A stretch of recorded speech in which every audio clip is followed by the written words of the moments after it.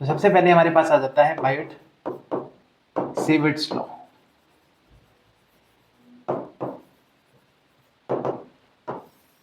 अब देखिए बायट सेविट्स लॉ ने कुछ नहीं बोला, उसने सिंपल बोला कि अगर एक करंट कैरिंग कंडक्टर है कैसी भी शेप और सिमेट्री का,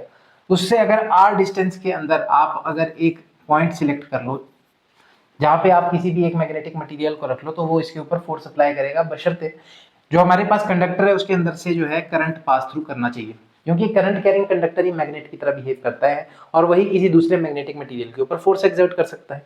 अब हमने देखना था कि मैग्नेटिक फील्ड होती कितनी है, उसकी न्यूमेरिकल वैल्यू कैसे कैलकुलेट की जा सकती है, कौन कौन से फैक्टर्स हैं जो कि आपके पास मैग्नेटिक फील्ड को मतलब अफेक्ट कर सकते हैं। तो हमने बोला कि अगर एक बहुत बड़ा कंडक्टर है मान लो, तो उसका एक छोटा सा हिस्सा हम लोगों ने यहाँ पे काट के लिख लिया कि ये हमारे पास dl लेंथ है, जो कि r डिस्टेंस दूर है p पॉइंट पे जहां पे मैग्नेटिक फील्ड लग रही है इसकी वजह से।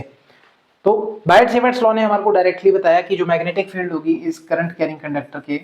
Around, that is directly proportional to the current in the conductor, current कितना चल रहा है उसके ऊपर, is again directly proportional to the length of the conductor, is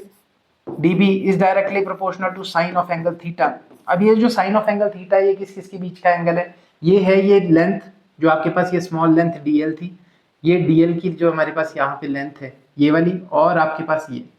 इनके बीच का इस dl लेंथ और आपके पास इस r के बीच का जो एंगल है उसको हम थीटा लिखेंगे। तो ये इस एंगल पे डिपेंडेंट है और इसके साथ उसने बोला कि dB is inversely proportional to distance का स्क्वायर। जब हम लोगों ने ये सारी इक्वेशंस चार की चार मिला करके देखी, तो इन चारों इक्वेशंस को मिला करके हमारे पास कंडीशन क्या बनी कि dB is directly proportional to ideal sin theta upon r square. और जब हम प्रोपोर्शनैलिटी हटाते हैं तो डेफिनेटली एक कांस्टेंट जुड़ जाता है, उसको हम लोग बोलते हैं म्यू नॉट अपॉन 4 पाई और साथ में ideal sin theta upon r square, where mu not upon 4 pi की जो कंबाइंड वैल्यू है that is 10 raise to the power -7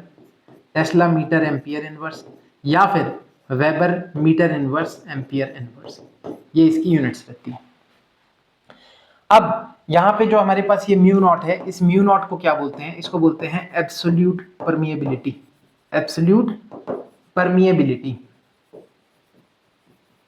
not permittivity, it is absolute permeability of free space. और ये किसके ऊपर डिपेंड करता है, आपके पास ये मीडियम के ऊपर डिपेंड करता है कि हमने जो है करंट कैरिंग कंडक्टर को कौन से मीडियम के अंदर रखा है, उसके ऊपर मैग्नेटिक फील्ड डिपेंडेंट है।